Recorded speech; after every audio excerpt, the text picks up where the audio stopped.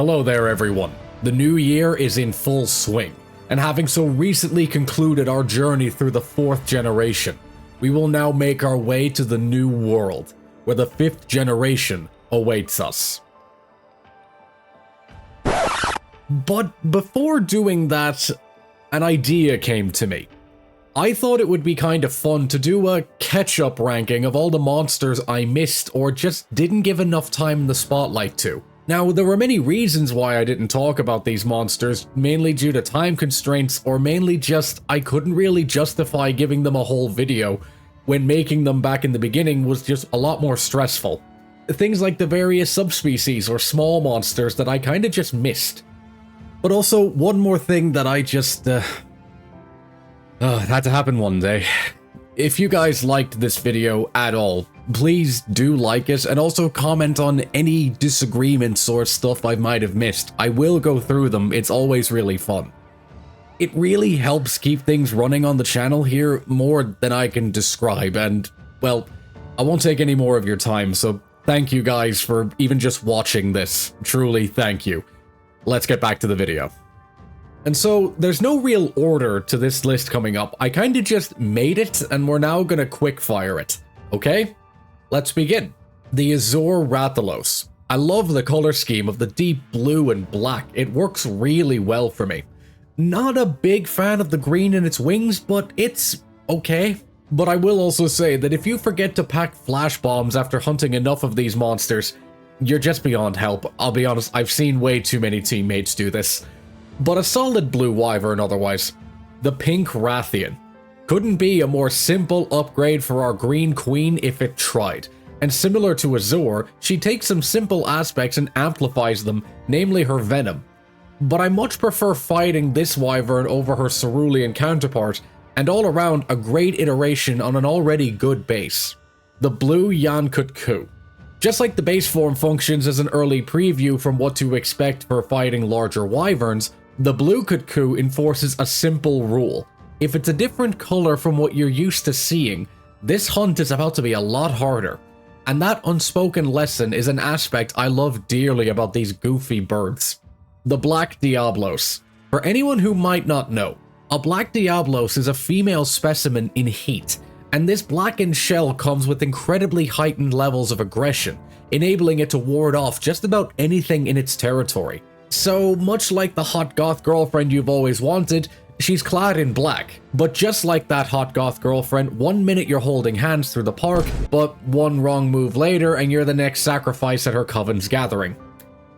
Sorry, I got sidetracked. The Red Kezu. Theories tell that the Red Kezu are in fact the original template of the species, and their much paler cousins came about due to environmental factors. And while I do prefer their bleached counterparts just because they're much more unsettling and a very Silent Hill or Fear and Hunger-esque monster. But when I was streaming Monster Hunter Stories 1, the legend known as Archibald was an absolute MVP of that entire run and an absolute legend to boot. So while normal Kezu still unsettle me, this one right here, he's my boy. Purple Gypceros. Uh-oh.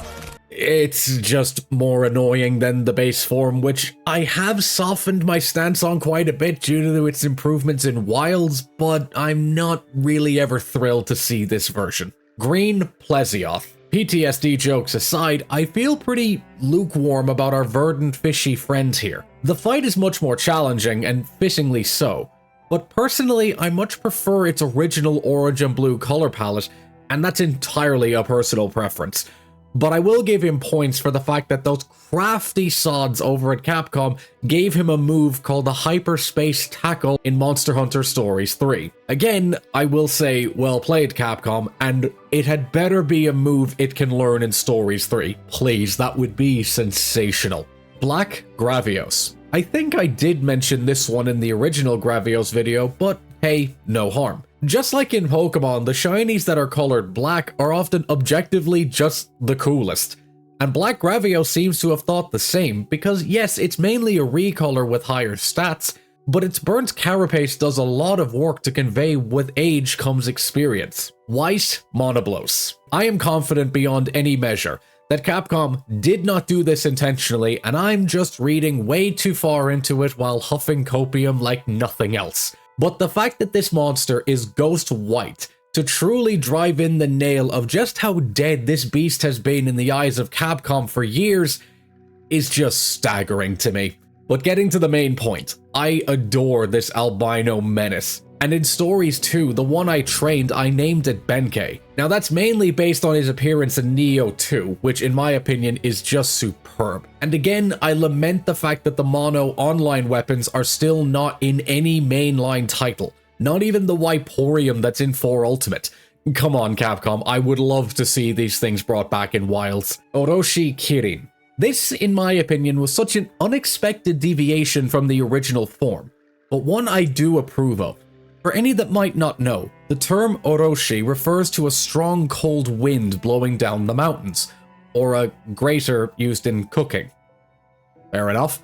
But besides that, it's incredibly fitting, as this subspecies has traded in their control over lightning for mastery over ice, and the ebony black scales, the deep purple hair, and silver streaks along their body just look stunning. The equipment has also inspired many cosplays galore, which again I can only thank it for. Ashen Lao Shanlong. Not the most interesting of visual changes compared to everything else, as it's mainly just a stronger Lao that's covered in ash. Now, I personally like Ashen Lao's equipment just that little bit more because the beautiful shades of blue and purple in its armor. I will knock a point off of him though for not having a greatsword to craft, but the dual blades and lance make up for it. Nearly. Copper Blangonga. This one is okay as far as subspecies go. I enjoy its color palette as it's a much flashier version of the Chakma baboon, but otherwise the base form feels more of a complete idea, with a fitting ecosystem, and I just don't really get that from this copper version. The Emerald Kongalala. Honestly, you can just copy and paste what I just said about Copper Blangonga, but yeah, this one is just okay to me. Although, I can't deny, it would be initially funny to see him in the Scarlet Forest trying to blend in, but I also don't want to waste a new monster slot on him. Plum Daimyo Hermitor. It's kind of funny that while I was doing research to quickly refresh my memory on a lot of these monsters, I learned that apparently March 16th is Daimyo and Plum Daimyo Hermitor Day at Capcom. Now this isn't relevant at all to today's ranking, but it's something I feel like a lot of people should just know about. And I'll see if I can think of a way of celebrating it on stream during the day, but we'll get to that later. But mainly getting back to the monster, I like the color palette they gave him. The deep purple and streaks of black accents work really well. And staying true to the crab formula, it got a new skull. This time the one of a Diablos. Nice touch. Terra Shogun Senator. Honestly, I find this one to just be the least interesting crab monster in the whole Carapacian roster to me. I just don't really have that much to say about him, and trust me, I've tried. Like, normal Shogun and Rust Razor at least have something more going on, but this monster just feels so flat to me. The Gargwa. I utterly love these big old birds. Based on the dodo to absolutely no one's surprise. They waddle, they honk, and to me, they are fantastic. One reason I love them is that in Rise, on the Shrine Ruins map, there is a small oasis located right about here that I like to go to when recording audio and just listening to the ambience of the game. I don't know why I do it, but it's just very relaxing. But in that area, there's a few Gargwa feeding there, and I'm convinced my hunter in-game would tend to these animals when they retire. That's just part of my headcanon. Baleful Giginox. For this monster, I really like that they basically just combine some of Kezu and Giginox's aspects to where one now uses electricity instead of poison, and the color scheme conveys that pretty well in a very simple way. I do prefer the base form by quite a bit, but Baleful here is effective and unsettling in the right way. Crimson Kurupeko. Big Bird's red cousin that always plays a bard even when the group needs otherwise. Crimson Kurupeko is honestly pretty good to me. I'm a big fan of its new coloration, Purple Ludroth. Of all ideas, I can't say that flooding the literal sea lion's mane with poison and calling it a subspecies would have ever come across my mind. But then again, I guess that's why I don't work at Capcom. But I must admit, it works surprisingly well. Jade Baroth. My own personal OG monster got a beautiful new coat of paint with some great blues and greens. and also swapped out playing in the mud for frolicking in the snow. Not much more to say on that. He looks great, is fun to fight, and overall, solid monster. Steel Uragon. What the hell is this? Getting last place in the ranking is one of the main reasons I remembered that this monster even existed. Despite being a third generation hunter, I never really fought this monster. I like the idea, at least, of its carapace hardening to the extent where it becomes akin to steel, but in execution, it's just not worth it. I don't like fighting them, the equipment's not worth it, and just overall, it just lands flat. Rust Geramberos. A beautiful case study where the idea was fantastic, but just executed at the wrong technological time. The main difference for this specimen compared to its base form is that they swapped out the hammer on their tails for a much more of an axe-like design. The reason I say it's not really executed at the right technical time is because both monsters kind of just feel the same. And I know that functionally, a hammer and an axe are by and large the same, with some key nuances. One's better at cutting and one is much better at smashing targets. Both are heavy weapons made for generally imprecise destruction. I wish this beast could come back so they could expand on both movesets for the base and this form, because I truly think there is a great contrast and just that little bit more technicality waiting here. But I do like them a lot even as they stand. They just have a little bit more to improve on, but they can get it. Brute Tigrex. I love this monster, and to me at least, it has always had that ever so slight whiff of maturity. Now, to elaborate, I mean that the base form has a very childish color scheme, with absolutely no consideration for its potential ecology. It stands out in just about every environment you could put them in, especially for a nomadic creature, and again just comes across as though it was drawn by a 5-year-old. But Brute Tigrex has a feel of later iteration.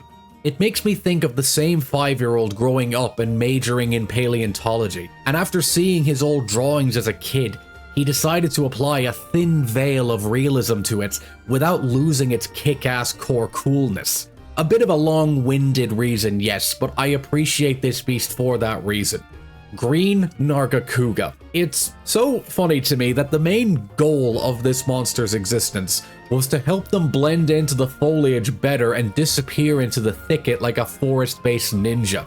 And yet, to me at least, this version sticks out like a sore thumb and almost never blends in. But funny enough, I like its armor for this intended reason because it works a lot better, and I will give it some points for that. Sand Barioth. Out of the 3 pseudo-wyvern subspecies, it is particularly funny to me that while base Barioth is my favorite of the trio, the Sand Barioth is my least favorite. The reason is that while I know what they were trying to do, there are many subspecies of the saber-tooth family that did hunt in deserts, but this Barioth just feels so out of place, and just, like, it just feels so dropped in to its locale, and the color scheme, I understand what they were doing, but to me, it just doesn't land at all. It just feels so unnatural. Glacial Agnactor. Ice-based monsters will often rank high for me in terms of aesthetic. A simple reason for this is that black ice is a color scheme I adore immensely. And no, I don't play Rainbow Six Siege for any of you that are thinking of asking, and no, I never will.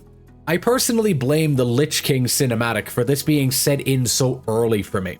So when I saw that we got an ice-based Leviathan, I was hopeful, and this beast didn't let me down. The deep colors work so well both for itself and its armor sets. It couldn't be a more simple idea to contrast with its base form by mastering an opposing element, but it is an excellent monster all around, and please Capcom, both these versions need some love. Savage Deviljho. Deviljho was my very first favorite monster in this series, and seeing this version of him fed my earliest thoughts of what the coolest thing ever could be.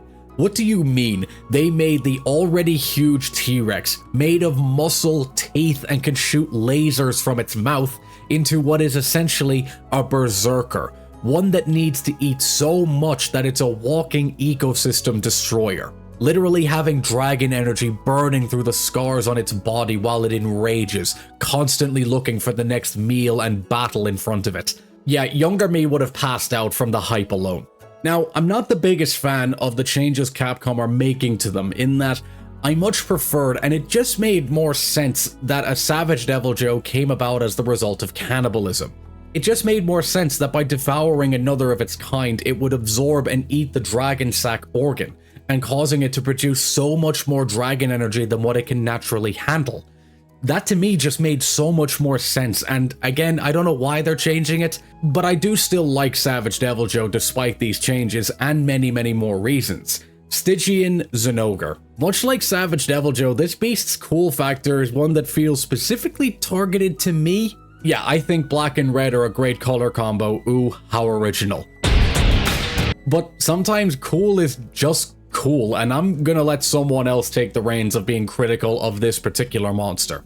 The Ivory Lagiacrus. I do really like this version of our King of the Seas. Their color scheme looks gorgeous and translates fantastically into its armor and weapons. They have exceptional mobility on land as they spend most of their time on it. They have also enhanced their lightning attacks to be nothing short of terrifying when you deal with them for the very first time. The Abyssal Lagiacrus. I have said it before and I will say it again for as long as I need to. The Abyssal Lagiacrus is hands down the single best member of the rare species roster. And I say this next part to you with no hesitation.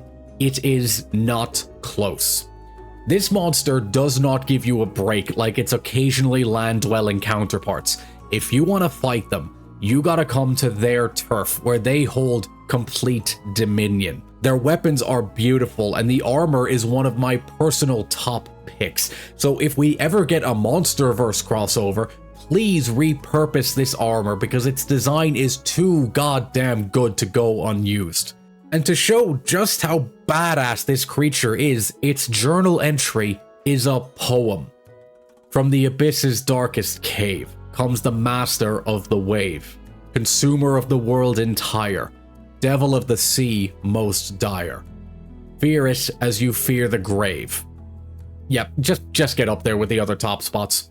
Lucent Nargacuga. Capcom knows more than most that if you plan to make multiple versions of what is at its core the same monster with varying differences so as to not become too attached from the base form, the design needs to be good enough to carry the weight.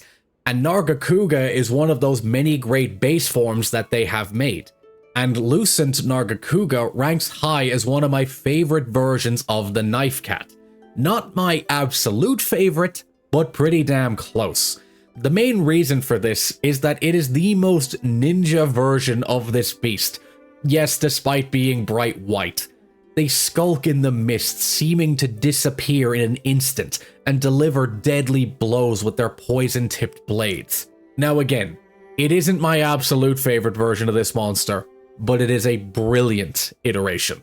Hallowed Gen Moran. Not really a lot to say here, if I'm honest. It's a much prettier version of the base form, no question, and decently tougher, but I only really will hunt enough of them to get enough materials to craft their gear and then never really think of them again. It's kind of a shame. Again, I love the quest type, but Darren Moran will always be my favorite sand whale. Goldbeard Cedius. These beasts are fantastic. A great challenge with excellent gear to make from them. Again, how do you not love this? The golden light on their bodies is theorized to come from a kind of bacteria that is latched to them. Now, I do prefer the base form for surface level reasons, as personally I just prefer its aesthetic of the deep white, but this golden whale is phenomenal. Bolton Tigrex. Big fan of whoever looked at this monster's original explosive temperament and thought, wait a minute, I'm not sorry. Molten Tigrex is a brutal beast to contend with, and one I do still enjoy fighting, but the more I've thought about it, out of the mainline iterations of this species, he ranks the lowest for me. I kinda just prefer most of, if not all of his other versions for just whether it be aesthetic, personal reasons, or anything else. He's not a bad monster by any means, but he's probably my least favorite of the Tigrex.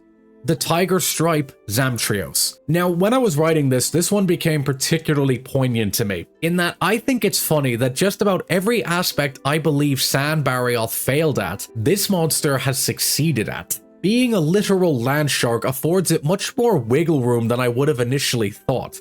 But there are plenty of examples of large desert-dwelling beasts in media that I can see this creature fitting right in with them. And to me, it's kind of funny that this literal land shark does it much better than what is supposed to be the saber-toothed tiger wyvern. Shrouded Nerscylla. The pool of arachnid-based monsters is very shallow indeed, but I do appreciate that damn near each of them did not hold back. Nerscylla is already my own personal favorite amongst the true spider-based monsters, but I do appreciate Shrouded Nerscylla just that little bit more, and a lot of it comes from its design inspiration of a trapdoor spider.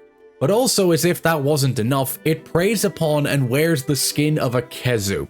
So both spider monsters make it their mission to take out the monsters that annoy me the most, and for that alone, she is getting a ton of bonus points.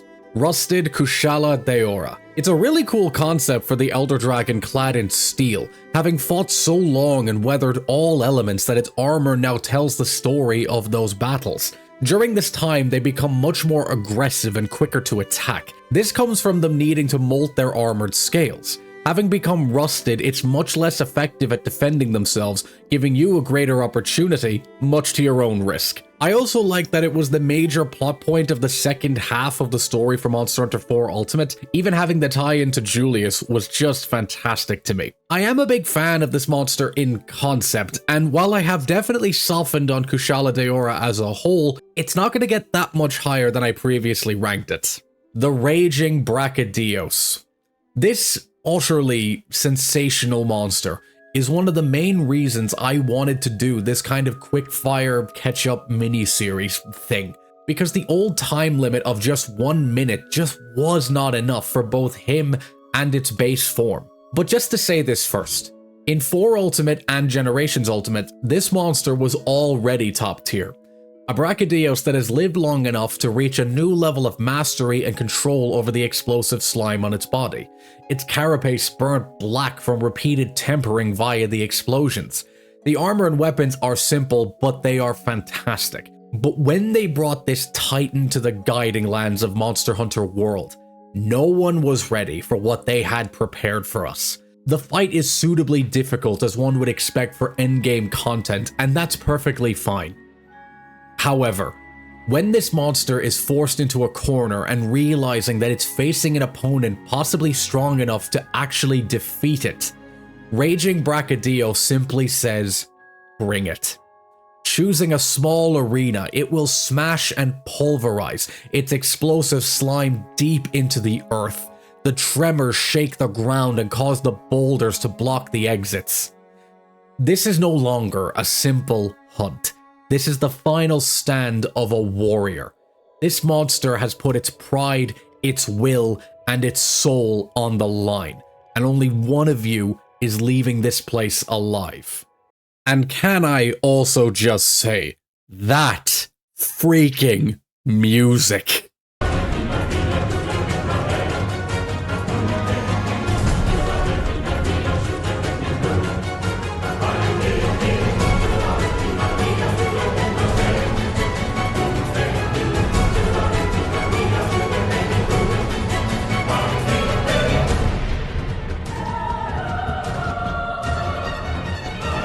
And just for that alone, the level of story, significance, and just attachment this monster now gives in one hunt is utterly staggering to me.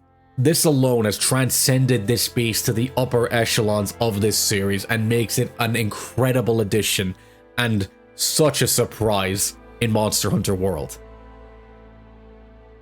Now, as far as I think, that's all the catch-up stuff I could think of. If I happen to miss anything, please do let me know, and I'll probably just throw them in a smaller edited version or a small short. I don't know, I'll think of something.